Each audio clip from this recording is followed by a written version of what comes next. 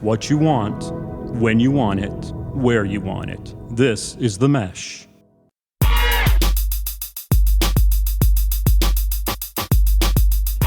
What up, what up, what up? Welcome to the latest episode of Unplanned and Unashamed with Ray Money and Isaiah Pinnell.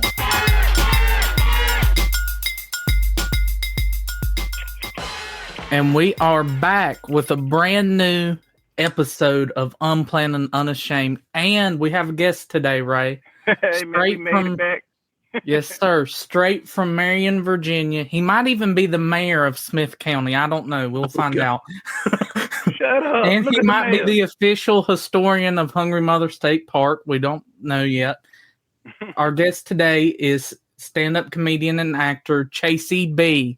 Thanks for coming on the show, brother. What's up, man? Oh, yeah. Happy to be here. Thank you, guys. Heck yeah. Thank you for coming on the show, man.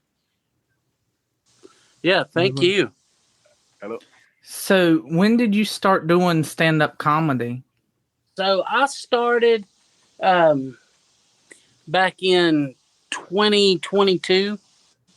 I was, let me set this here. I was doing videos and stuff online, and people would be like, "Hey, man, you need to make a YouTube channel, this and that and the other." And I was the class clown, I was a class clown type. That was my senior superlative in high school. And that's what got me like wanting to do stand-up comedy. Okay. But yeah, I started in 2022. 2022, how you feeling about it so far? 2022, man. Oh, yeah, I'm loving it. Yeah, I went out to Loveland last year, Loveland, Colorado, for the comedy festival out there. And if there's any comedians and you guys, if y'all ever want to apply for the Laugh Out Loveland Festival, I'm telling you, that comedy festival it's top notch. They really made me feel like a rock star, put me in a Marriott Bonvoy out there. I drove out there from Virginia, from where I'm living, and it was 1,600 miles. And it was, it was arguably one of the greatest experiences of my life. But yeah, it really was. It was great. So you got to go out west. Was that your first time going out west? Oh, yeah. Yeah, that was the furthest I'd ever been away from home in general. And I drove out there by myself. And but yeah, Dan Bublitz, he's the guy that put it on, him and Jess Albright and a guy named Russ Bondy. Those three, they put on an incredible festival. It's going on this year, actually, right now as we speak. But in May is when he opens submissions up. So you guys just need to follow him, Dan Bublitz, Bublitz. And I'm telling you, that comedy festival really is. It's great. Gotcha. And it's called Loveland Comedy Festival? Yeah, Loveland. Laugh Out Loveland. Yeah. Laugh Out Loveland. I'm going to have to look that up. Oh, yeah. So do you still live in Marion, Virginia? I do. Gotcha. Yeah, I'm at my house right now. Gotcha. So I think I told you in Kingsport, I'm from Russell County, Virginia, which is not too far from Marion at all. Oh, yeah. Yeah, I'm very familiar with this area because part of what I've had to do for work is I've had to do alternative transports for law enforcement.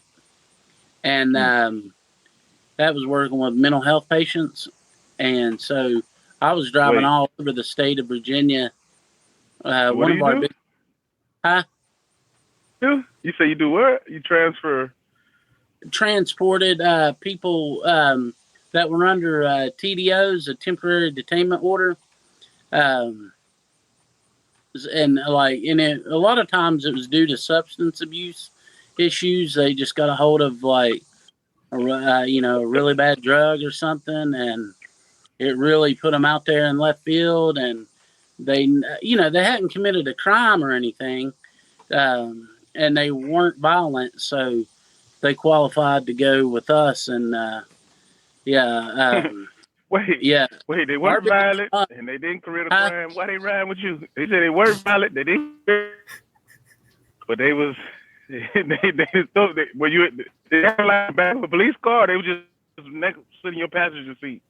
It was kind of like a police car. It was a Dodge Charger, but the back had like a cage in between us, and they couldn't get out and they couldn't get to me. They weren't handcuffed or anything, but yeah, it was pretty interesting. It was really neat. But we had one of our biggest runs that we did was from like Galax to Lee County. So I went through Lebanon, Russell County. That's kind of wild. So you're familiar with Daint, right? Huh? Have you ever heard of Daint, Virginia? Oh yeah. So that's my hometown. That really small coal town. Yeah. He said, yeah. There's nothing else to say about Daint other than, I know where that's at. Yeah, I know. Because they're not really known for anything. There's a gas station there, right? And then that's hilarious. There's not even a gas station in Daint, right? Like, there's nothing. Wait, you ain't got no gas station? No gas station. There's a post office, and I think that's it. There's not even like a stoplight. Oh wow! You told me there was a post office, but you didn't say there was not a gas station. So yeah, there's no gas station. You have to go to St. Paul, Virginia, or Castlewood, Virginia, to get your gas. Oh yeah, that's not a city there. That's not a. Oh yeah, that's not a city. That's barely a town. Like, I think the population is like 300 or something. What about you, Ray? Where are you from? Man, I'm from Troy, Alabama, man. That's where I'm at now. I'm getting ready to actually come back to North Carolina in a couple hours here. So, I stay in North Carolina. I've been there since 2008 in North Carolina. So, I've been there for a while. Oh, cool. Yeah, man. So how long you been doing comedy? Man, since 2013. Heck yeah. Yeah, man. I went full time 2022. So about 3 years ago. So yeah, it's been a journey. Yeah, heck yeah. Yeah, I haven't been able to go full time yet, but hopefully soon. Soon. Hey, don't do it, man. I would not recommend. It's stress then. But you've got to open up for some pretty good comics, right? Oh yeah. It's been pretty cool so far. It's been a great journey so far, and I mean it just keeps getting better. Okay, yeah. You said 2022 is when it's a long run, man. It's like don't face yourself, write that's it. Yeah, I think I started in August of 2023, and the first show I ever did was in Cleveland, Virginia, at this little event that my cousin Caleb put together called Rage on the River. And it was at the Cleveland Community Center. And I basically did it on a dare. I texted him because I saw where he was going to bring in some comedians. And I was like, well, if I show up, will you let me do 5 to 10? He's like, sure, I'll let you do it, but I doubt you'll do it. So at this point, he's like, call me out. So I had to do it. So I wrote like a full 5 to 10. And I think the first ever joke, I think I told Ray about this a long time ago. It was about my granddad falling out of a camping chair at a family reunion. Oh, and everybody was taking pictures of his nuts hanging out of his shorts. Oh, God. And this was, that one. That happened when I was like 10 or 11. It's a picture of Isaiah's granddaddy's nuts and all the family members' phones. Just hey, what's that picture? Oh, that's granddaddy's nuts. This is when people still had flip phones, so the pictures wasn't high quality. So everybody still had the little cameras, like taking pictures and stuff. Like they was wearing the cameras around their necks and holding them up and just hilarious. The people at Rite Aid looking at your granddaddy nuts as they develop. Yeah. They saw a different side of him that day. That's exactly right. So yeah, that was the first ever joke I told on stage. Do you remember the first joke that you ever wrote? Yeah. So what I did, because I saw that there was the Blue Ridge Comedy Club that had started in Bristol, and so I was scoping it out, going to the open mics, just checking it out for about I don't know, 3 or 4 weeks, and I joined the comedy class because the comedy class was basically kind of like a workshop, really, just sitting there with the owner of the club, and he's a comedian too, Sean Carter, and we just went over, he'd be like, "What are you working on?" And I knew what I wanted to do on stage, and it involved an act out. It's what I close friends, great friends. There at the end, Isaiah, on our show that we did. Do you remember how I closed it out? Oh, was it the bit about the melons and stuff? Yeah, that's Forbidden Fruits. That's actually the first bit that I worked out, like the first 5 minutes, and then Good Friends, Great Friends was the first. Well, I went up there because he gives us 5 minutes at the open mic, and I went up there with like 3 or 4 different jokes, and they were hitting all right and getting some laughs, and then I did my closer about the difference between good friends and great friends, and that that killed, and it shocked them too, but it's where I sniffed the mic and all that, yeah, and so that got them, and so that's what I use as my closer. I just put it in there with that Forbidden Fruits because I can segue from that. I found it easiest to segue because, yeah, I mean, really, I feel like after I do that closer, there's nowhere else for me to go after that, because it involves using the mic as a dick, and yeah. You don't know what to do with this loose dick after you done. Yeah. And then did your bit. I got you. Do you have any inspirations in comedy? And if so, who are they?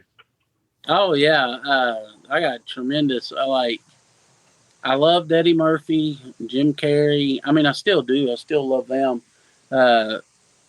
Pretty much all of '90s SNL, Sandler, Farley.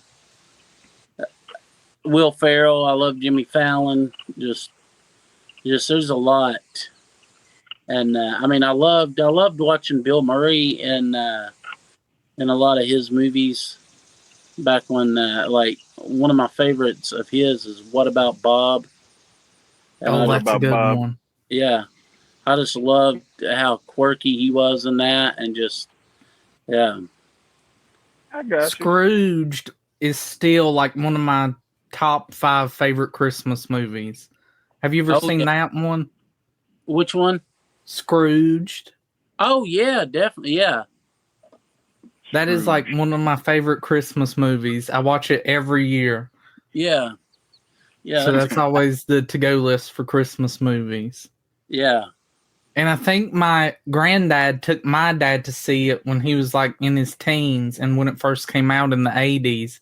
And at the end, when they play that Al Green song, Put a Little Love in Your Heart, my granddad stood up in the theater and started singing it in front of everybody.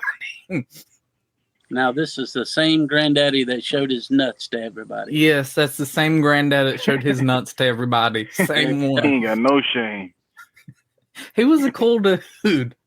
Very cool. No shame. Yeah, he's like cool. He pulled up with his nuts out singing. Yeah. That's what happened in the theater. He pulled out his nuts and started singing Put a Little Love in Your Heart by Al Green. Hey, man. Your granddaddy's nuts get a lot of conversation on this podcast.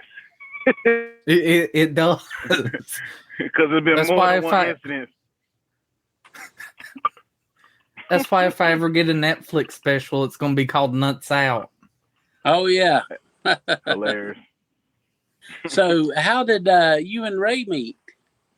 So we did a show together in Lenore, I think it was a year ago.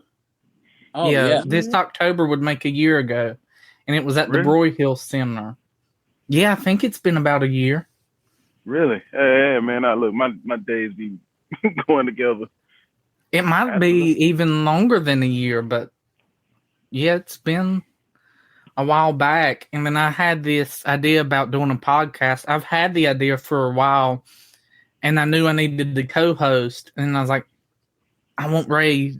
Like, Ray would be a perfect, host and co-host to have because he's very hilarious.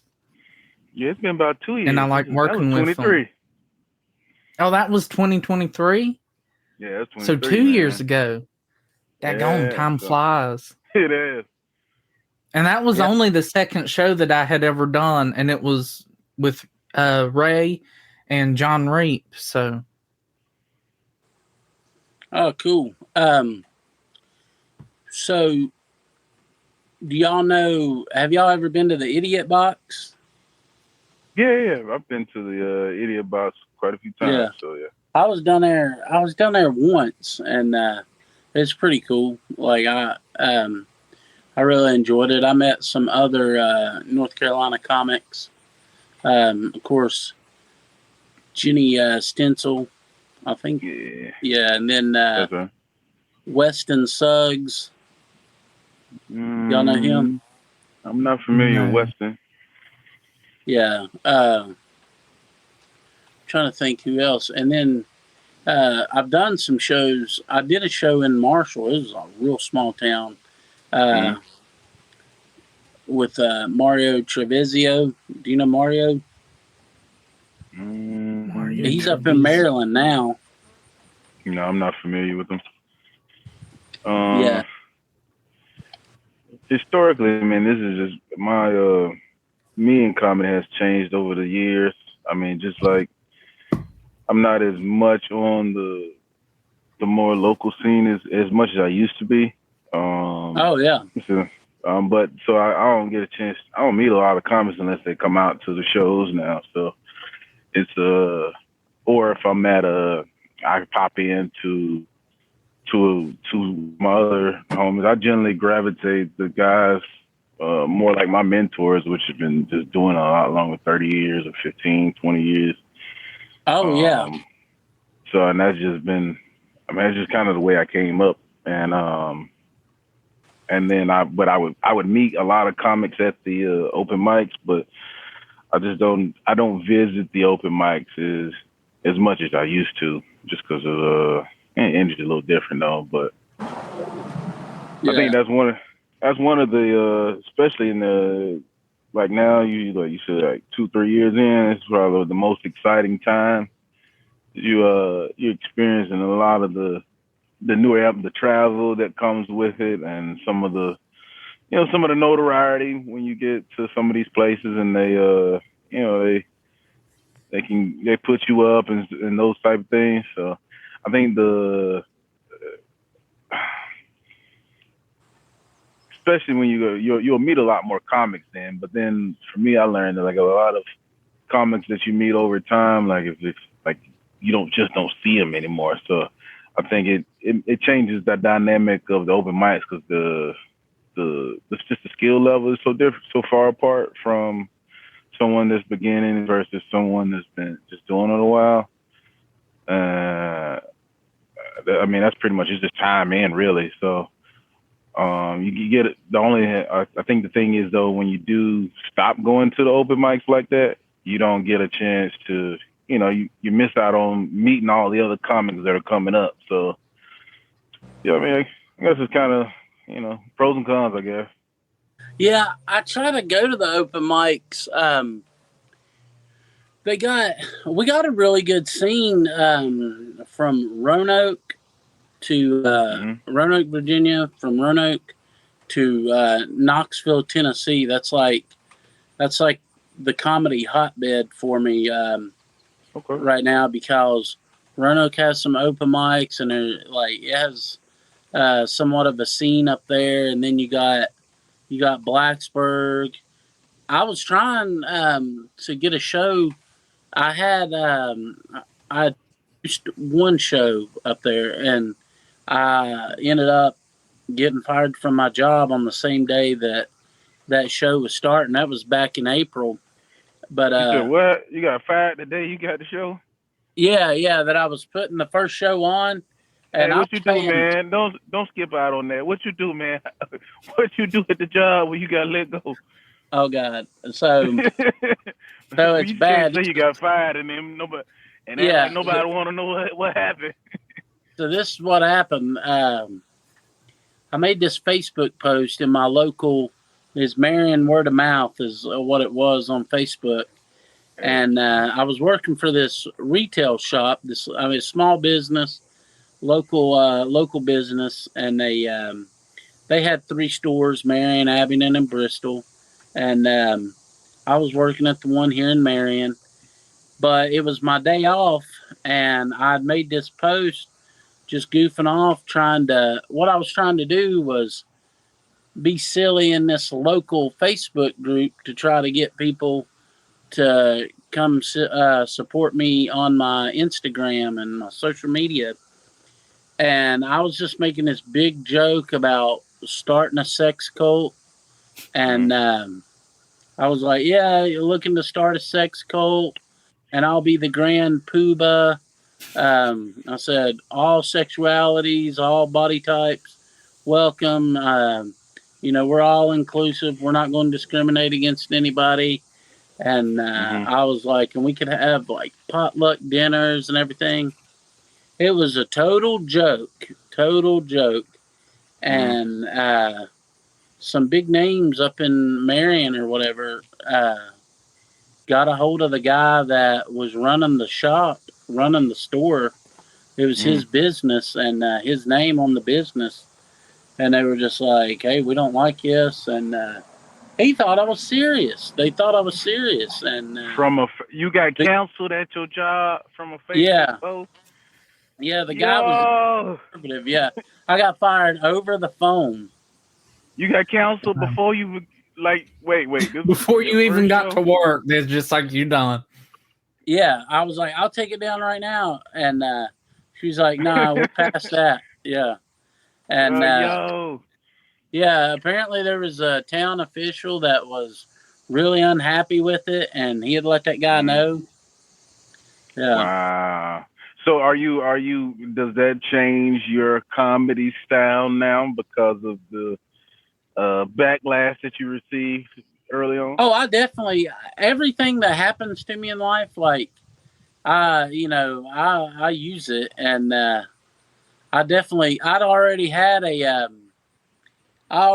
a part where I talk about being fired, because that wasn't the first time that I got fired, and I'd been fired before, and so I'll just add to it. Yeah. Come on, man. We getting your resume now. Where'd you get fired from? Before that, what did you do then? Hey, look, let me give you a tip. If you've been fired or sometimes it's a sign you should be a comic if you get fired a lot of your jobs. Yeah. part of my joke that I say I've been fired more times than a machine gun at a terrorist training camp or whatever, you know. And but yeah, I talked about that. But yeah, it's been a few times. It's happened to me more times than I'd like to, you know, than I wanted it to happen. So you're a clean comic now? Is that what you're saying? Or no? Oh no, I'm far from clean. Yeah, I didn't get fired. Like, I just got fired for that joke that I made online that one time. The other times that I got fired, it wasn't because of comedy. It was just, I don't know. It's crazy. I worked at a call center. I worked at a call center one time, and it was outsourced for FedEx. And this lady called from his funeral home, and she was wanting a reattempt on the package delivery. And I put in the case notes, it's like a little email that goes to the little hub there where they pick up the packages. I was like, please deliver tomorrow between 10 and 2. And I said, you don't have to worry. It's a funeral home. Things around there are pretty dead. And they laughed. Like, they liked it. Like, they sent down corporate emails to my boss, but they were like, hey, tell him that was inappropriate. And yeah, but there was all kinds of crazy calls that I had at the call center. Like, this woman called me out. She was cussing me out. It was around Christmas time too. And that's how she opened up the call. Was she came on the line cussing. And I was just like, ma'am, might I remind you, Santa Claus is watching you. And that just incited her even more. Like, she's like, I don't give up. And then she's like, let me talk to your manager. And I was like, I'll be happy to transfer you. Hold on, let me get Santa on the line. Let me get Santa Claus. Hey, wait. He gonna put you on the naughty list right now, bitch. No. Yeah. I never got fired, but I've been close. I've been close a lot of times. Yeah. What was the closest you got to getting fired, Ray? The closest I got to get to fire? Yeah. Probably my last job at Wells. Yeah. We had like compliance, and she was new. You know, you get new people, they think they run shit. Like, wait a minute. I like, this ain't how it works. So all of the other people in the office were complaining about her. And, you know, she was doing something to everybody, like micromanaging. She finally made her way around to me after she done micromanage. Oh, no, I don't play that shit. I'm good. I think that's what it is. I don't take very good to... I do what I'm supposed to do when I need to do it. And, you know, I run my own shit. That's just pretty much. And then most of the people, like generally, I've trained most of everybody that was on the team in some capacity. And so it was like, all right, I know what I'm doing. I'm not really. And me and her got into it. And what my boss said after they had been, all the other team had been complaining to the manager, she came around and started with me. And I went to time my manager to tell her, you know, what was going on. The manager told me, thank you for bringing this to my attention. And I know for a fact, all of these people done been up there. Bringing what to your attention? Don't act like you don't know the fuck going on. I ain't say it like that, but don't act like you don't know what's been going on. First of all, we got a big problem because I'm not fin to. And I think that was my demeanor in itself. Like, you know, I was keeping it HR professional, you know, so I ain't but I was walking that line. I'm like, first of all, like, I've been here longer than all of y'all. And ain't no way. And then finally, you know, when I decided to leave and go full time into comedy, it was, you know, my demeanor was very much of a fuck this shit. So yeah. I think it was it was the point of I was already getting ready to leave, and if I wasn't, they wanted me to leave because I didn't.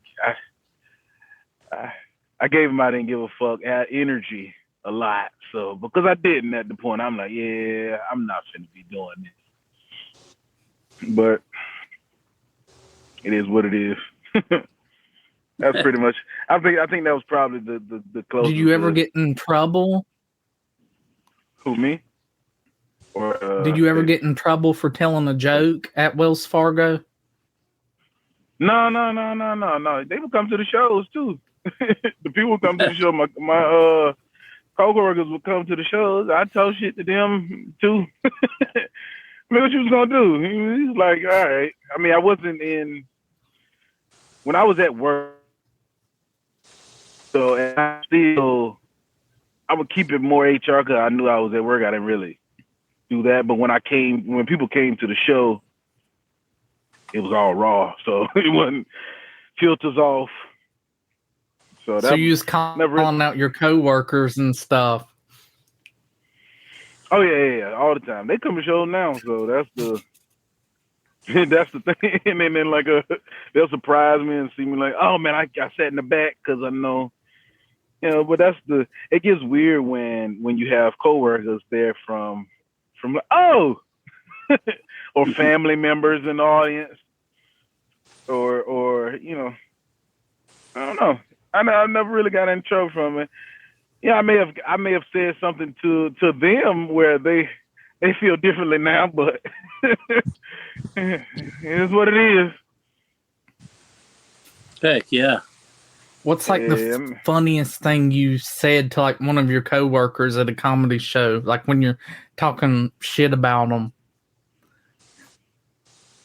Who, me? Yeah. I don't know, man. I done said so much shit over the years, and just drinking brown liquor don't always help me remember either. So it just really, I can't even tell you now, man. I've said so much wild shit. It just generally, I don't know. I be freestyling, so sometimes it ain't like nothing planned. And I don't even remember. People tell me stuff that I be done said to them all the time. It's been years of this, years of people coming, so I can't even give you one specific that I can think of right now. You just go off the riff? Huh? You just riff on them? Yeah, I mean, I do a lot of crowd work. I do crowd work and I mix crowd work and material together, so I go back and forth, so it may be I'll stop and do crowd work in the middle of a set and then go back to the set, and then go back crowd work, set. So that's just been historically how I've just how I've done my material. What about you? How do you do a lot of crowd work? I do some. I mix it in a little bit. But yeah. I do, mainly like I'll have some set material that I've got, and that way, like, I stay within the time. Because right now, like, I'm around 20 minutes. That's what I got. Like, as far as, I got more stuff, but I just haven't done it yet. Like, I want to get it aired out at the open mics a little bit before I start bringing it out more on these shows. I got you. Got a tight 20. I think that's the difference between now, like with doing it for a while, not going to open mics as much. Yeah, work out the new material on the show. Oh yeah. So that is the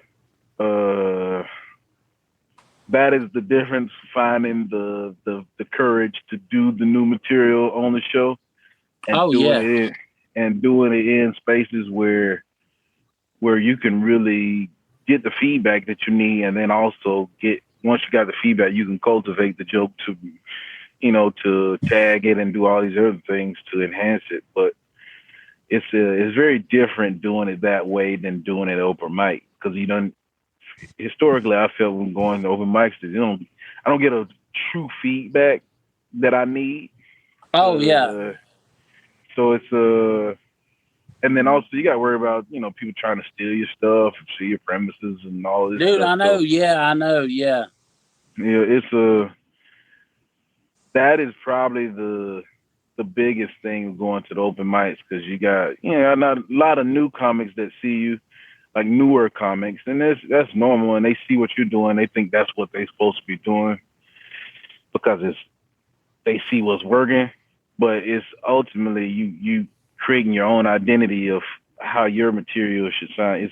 It's got to be you, authentically you, what you coming up with. That's what exactly. actually, yeah. So, but I don't know, man. People have their own thought process about what comedy is, and you'll see it the more you do it, the more you try around. I would suggest if you haven't gone to this, you too, Isaiah. I don't know if I'll tell you, they have a comedy museum in Jamestown, New York. If you've never been, it's a great place to take a trip. Oh, cool. The National Comedy Museum, and they have like things from like Eddie Murphy's suit he wearing, and the fat suit where he had on in Nutty Professor, and George Carlin's notebook notes and stuff in there. Like you could see the process, and you could see where from comic strips that people have written. Like it's a full on. They got like a blue room that gives you all of the Richard Pryor and all the filthy with all those things, and they've got it layered in it so you can see the different. And it's missing some stuff and some notable comics that are out there, but it still gives you a sense of the different styles of comedy. And it for me, especially when I went, it changed my perspective on it to understand like comedy is music. It's just like music. Everybody has their own genre of it that they enjoy. But occasionally you listen to other genres. Sometimes you may listen to rock, hip hop, country, and sometimes the people that like hip hop hate country music, or vice versa. People that like country, they hate hip hop music. But you're finding that as your jokes, you're doing them, you're actually doing something for the hip hop audience. You're finding doing something for the country or the pop, or like now they got K-pop out there. But you're finding that your joke style is, as more you do it, you'll have a bit of all of them. Like one bit may be more hip hop-ish, the other one may be more K-pop-ish. So that because the cadence of the bits and the audiences that you're performing in from change so frequently, that is the performing it from a college or a nursing home is very different, and it's or whether it's age. The demographic is different by age, or it's different by race, or a combination of like a church, or because it's culturally different. But finding out those things that and being more cultured, it really helps you to connect with the audiences. That's really so. If you get a chance ever to go to the museum, it's a great. It'll open your eyes into like, oh, okay. Makes sense, because most people think like I hate doing competitions like and stuff like that, just because it's like competing against, like taking two different genres of music and then trying to put them against each other. Like that's not gonna work. If somebody's gonna like, it just happened to be who likes country music more this time in the audience versus someone that likes jazz more in the audience this time. So it's really a relative to the audience member. But with reading the audiences, though, that tells you what music to play. Whether tonight we playing jazz tonight because this audience is more of a jazz tune audience, and you've got that in your tool belt of jokes to give to them. Like, okay, cool. I see the audience. Let's play some Kid Rock tonight, and doing. Or you playing some Adele tonight, or whatever it may be that you playing, and that's where, for me, going to the museum and learning it like that, like, oh, everybody got something. Let's see. You just kind of, all right, throw out a bunch of them, and then okay, that resonates better with them. So that's what we're playing tonight. But it's already in your tool belt of jokes and bits that you have. So, it definitely enhances you fast. Oh yeah, the thing I like about really the only reason I go to the competitions or like these festivals, some of these festivals are not really competitions. Some of them they are, but I really just go for the connections, like in hopes to meet other comics, and in that way, it's sort of like, oh yeah, it's like networking, and in that way, they can be like, oh yeah, I'm down here in Florida, or I'm up here in Philly, or and they sort of just help you out with who to talk to about doing shows there or whatever. I feel you. But yeah. But no, I definitely agree. I mean, that's a very good point.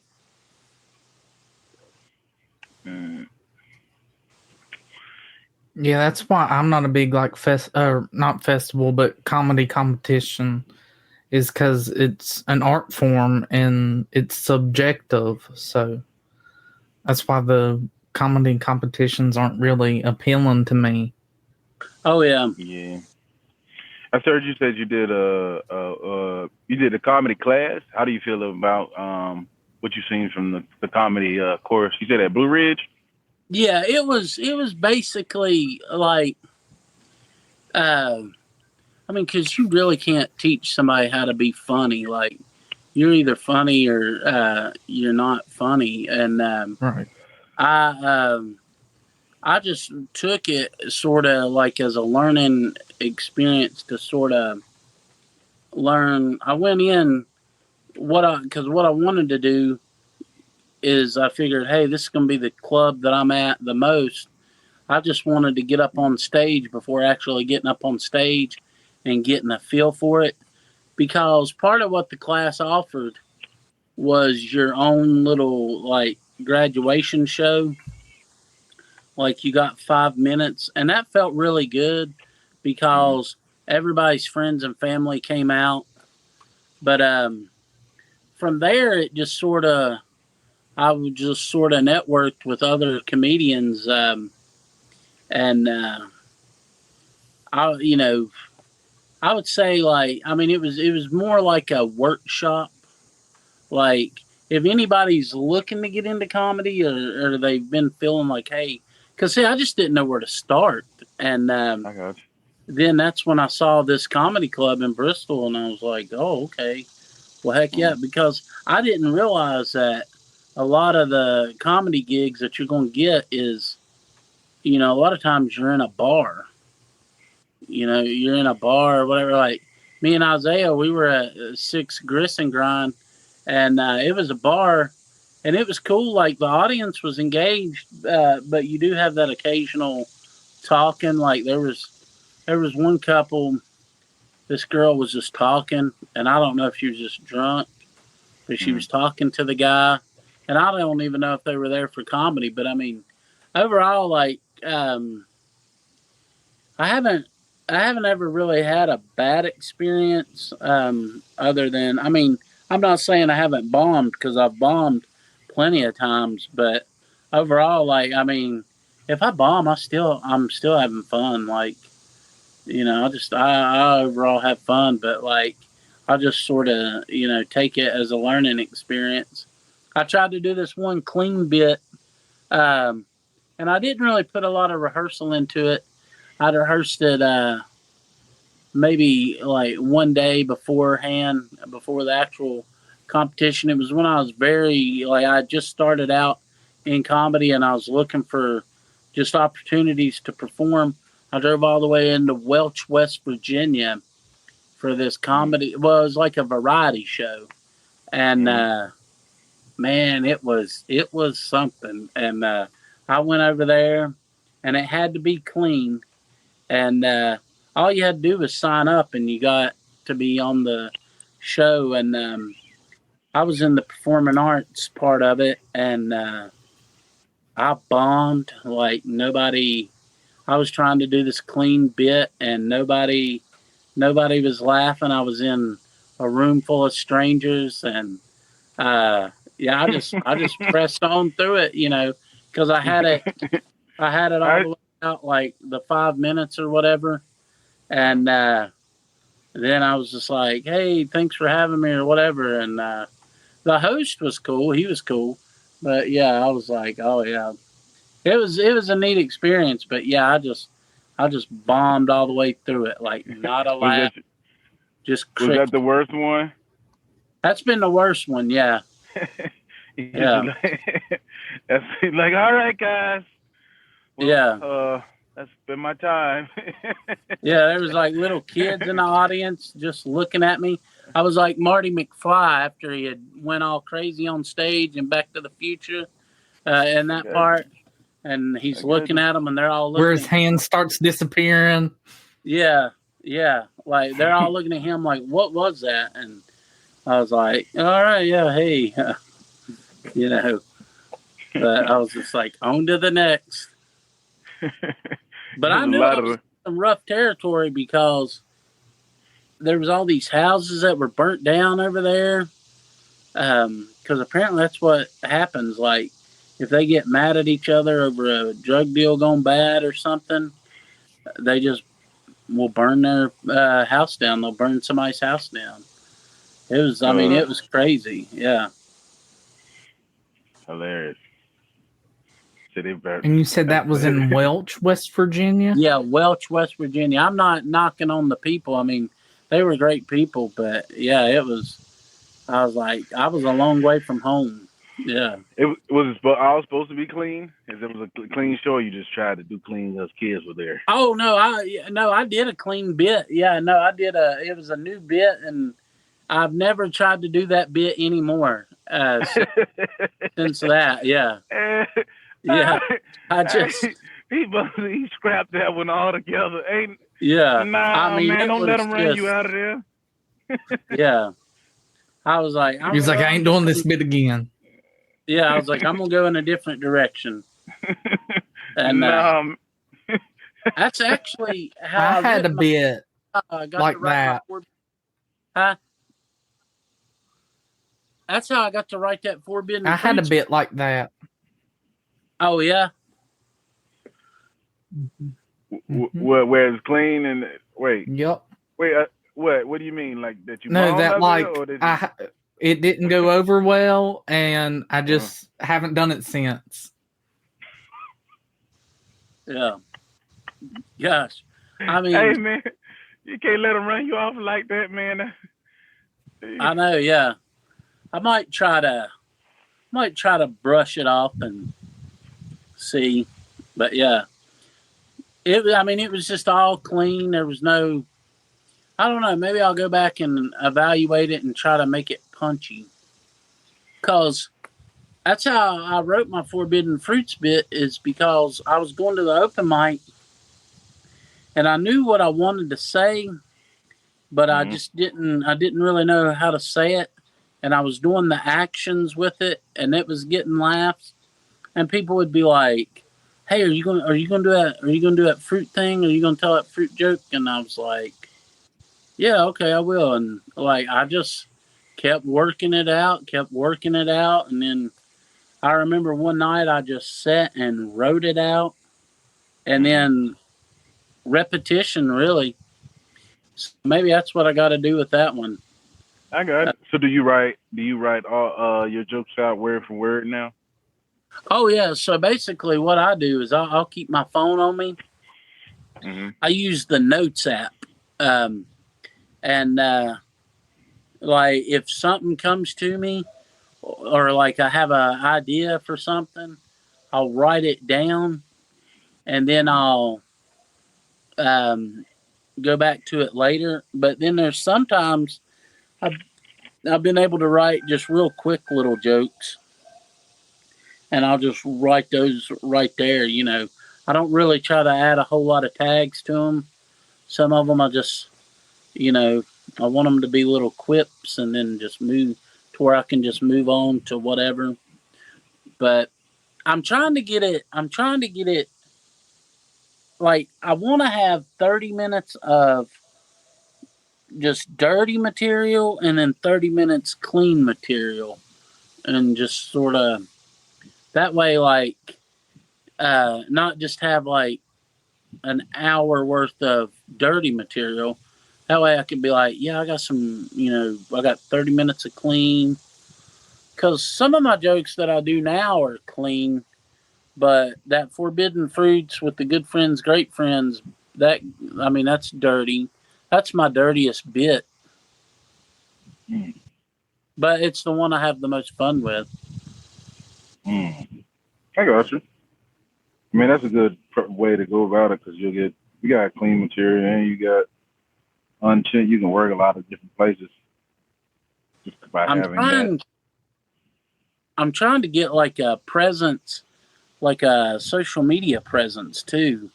So I'm just trying to create reels. I was able to catch lightning in a bottle with one, and just acting. I was walking my dog, and I just was saying. I said, because I was wearing a camouflage hat, as an Under Armour camouflage hat, and I was wearing a Carhartt jacket, and I was just like Carhartt and camo. It's like it ain't a fashion trend. And I was like, it's a goddamn lifestyle. And so I was like, I'm gonna make a video. And so I just did this little video, and then I spit, and it kind of looks like I spit on myself.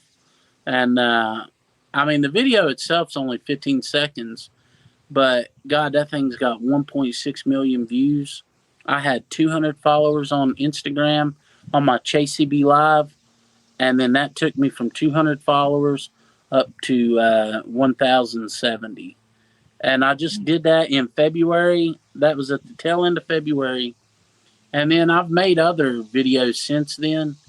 But man, because people got on there hating with negative comments. But, it's like 50 Cent says, if they want to hate, let them hate, watch the views pile up. But he said money pile up. But I mean, let them do the negative comments. Let them do the negative comments. I mean, they was bashing me on there. Like, I was reading it. I was like, damn, I'm going to have to take note of some of this, and I'm going to use it on stage, like, for, like, my self-deprecation jokes.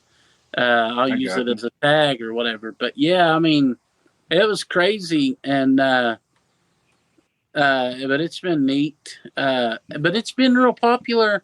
That video has been real popular amongst the younger people. Like, young dudes have been liking it. And I was like, all right, heck yeah. And I had this one, Detroit is Not Dead. That page, the girl who runs that page, she reached out to me. We was talking. She loved it. And she sent me a camouflage hat and like a little swag bag, like some stickers and stuff. So I was like, heck yeah, that's awesome. And then, like, people will share it to their stories and whatnot. I mean, some people shared it, like, making fun of me, but, hey, they shared it, That's all I cared about. So are you sensitive about people making fun of you? Huh? Are you sensitive about people making fun of you? No, not really. Now, I'll say this. A guy that I went to school with, we were doing a show up in Roanoke, Salem, and reach out to L.A. Preston. Do y'all know him? Mm-mm. He's a producer. I think I've heard that name before. Yeah, look him up. He puts on a lot of shows. He's a really good guy, really cool guy. He's a comedian that travels all over, and he puts on a lot of shows. And but we were doing a show, and this guy Travis that I went to school with, and I'd known him all my life and stuff. I got up there and I said something about us. We went to school with each other or whatever. Well, he comes up after me, and see, I'm a big guy. The biggest I've ever been is like 450 pounds. But in high school, I was around like the 250 range. Got up to about 250, 260. Now I weigh about 370. And so I've came down from the 450. But he got up there on stage. See, my senior year in high school, I was 190 pounds. Like, I'd lost weight and got in real good shape. And he gets up there and he's like, yeah, Chase. He's like, we did go to school with each other. And he said, and it's kind of weird. He goes, because all through school, every yearbook picture, it was fat ass, fat ass, fat ass, fat ass, fat ass. And he like just did it. And then he was like, and then he had that 1 year where he lost weight. And it was at the end of our, at the end of school, our senior year, he had lost weight. And it was like fat ass, fat ass, fat ass, fat Slenderman or whatever.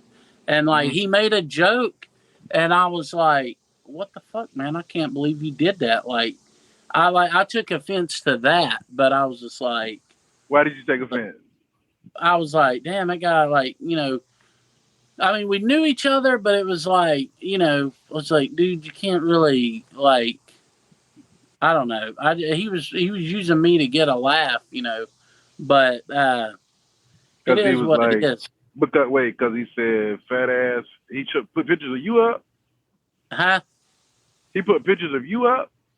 Oh no, he was just talking about how every yearbook it was, the yearbook picture. It was just fat ass, fat ass, fat ass, you know. And he was just doing this joke, and then he was like, except for our senior year, he lost weight, and then it was like, fat ass, Slenderman or whatever. And I was just like, damn, dude, like. I don't know. He was talking about, who was he talking about? Who was he talking about?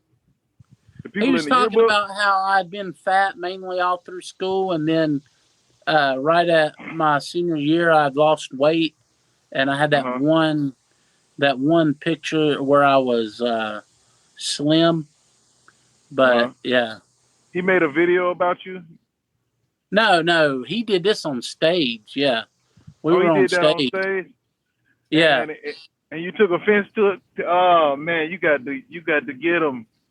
Yeah, I was like, yeah, I was just like, well, but yeah, it was. You know, I laughed at the time. I laughed it off. You know, like, but I don't know, like, you know, when comics follow another comic, and then they try to, unless you know the comic really good or whatever. I just don't like.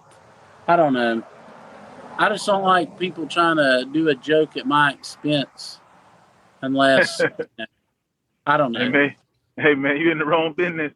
Yeah. I learned this early on, man. There's no rules to this shit.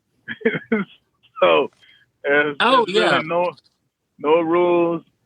I mean, outside of stealing jokes, then you won't get work because they won't respect you. But outside of that, there ain't no rules to this shit. They're gonna roast you. Oh yeah, right after, and especially if comics find out that you don't like it, they're gonna intentionally roast you. Oh yeah. But that's what that's the thing. Especially if you're in a group of comics, I like you get your chops that way. That you learn to fire, you get quick witted, so you learn to fire back on and off stage, and not just on and off stage. You get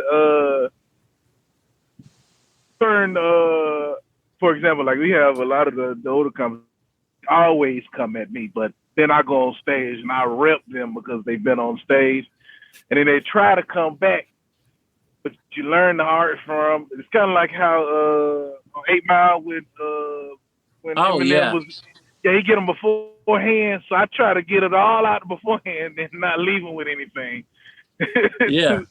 So I'll self-deprecate myself and destroy them at the same time. Like it's, but it's that kind of. But you're learning your chops there because if you take it from comics, then your crowd work becomes better because you're easy to work with the crowd. But yeah, man, look. It's gonna be hard to not get offended, man. Oh yeah, no, that's why. Young and old.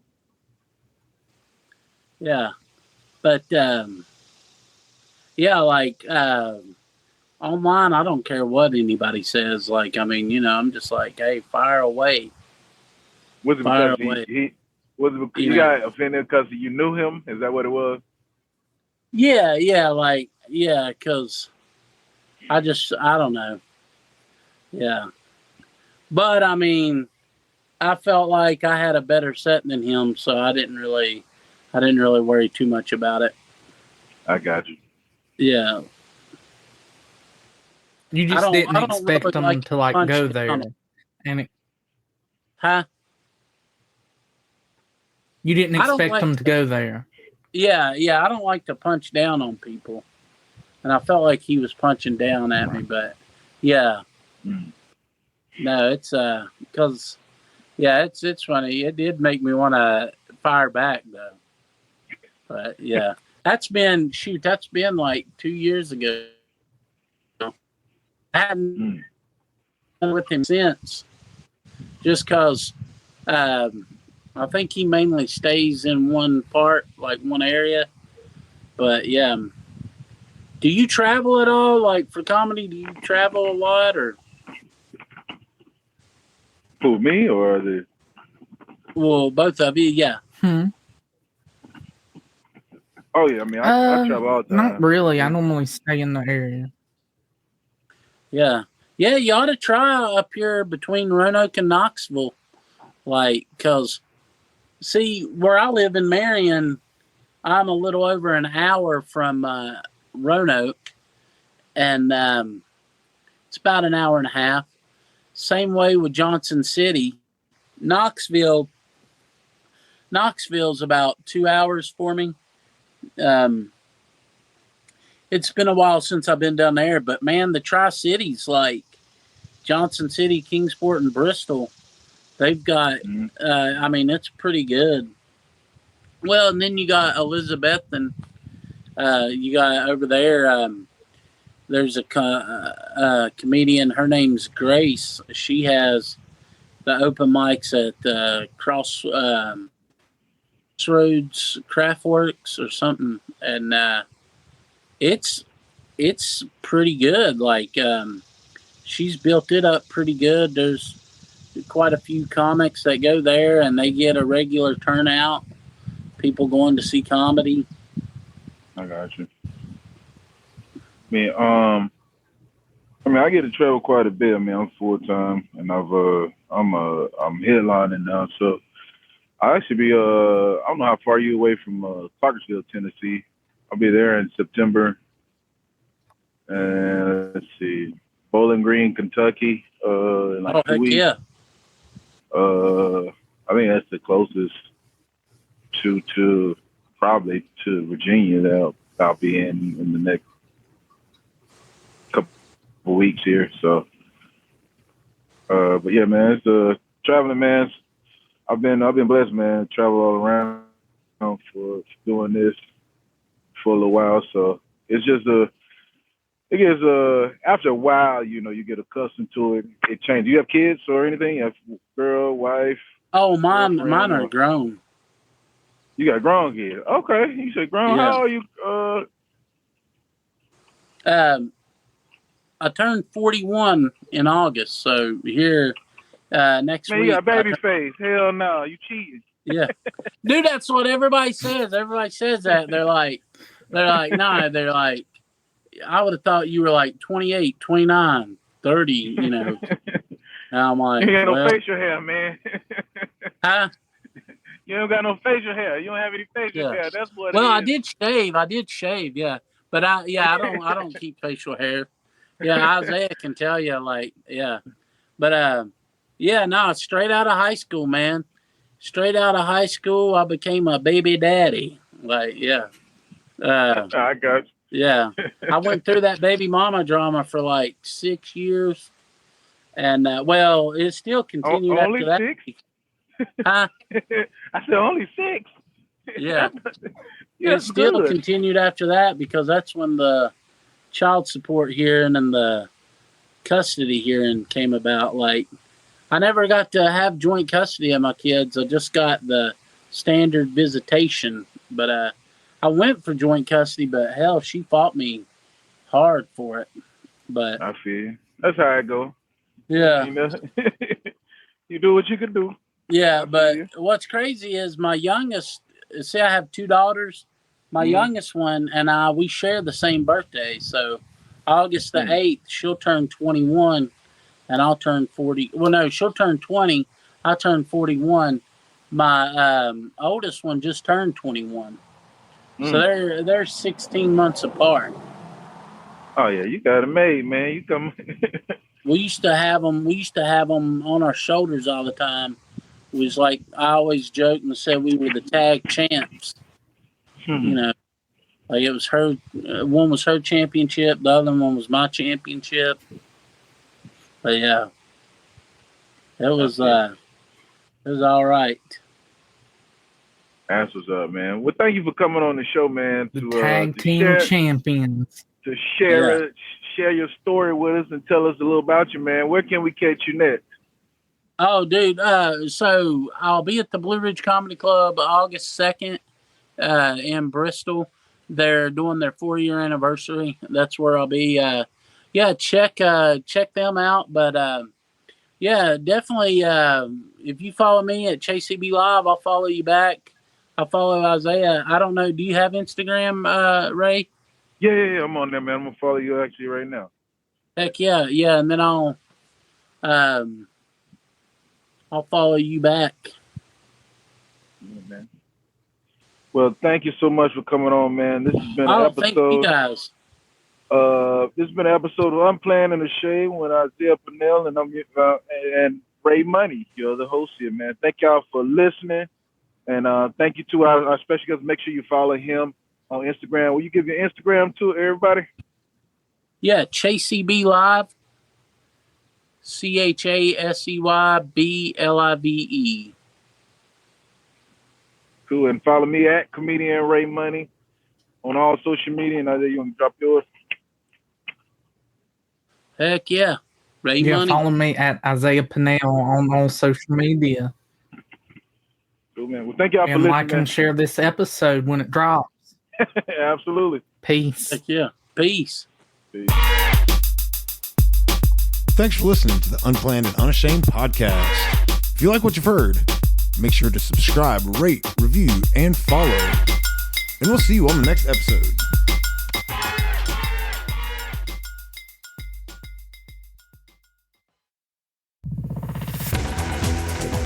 You've been listening to The Mesh, an online media network of shows and programs ranging from business to arts, sports to entertainment, music to community. All programs are available on the website as well as through iTunes and YouTube. Check us out online at themesh.tv. Discover other network shows and give us feedback on what you just heard.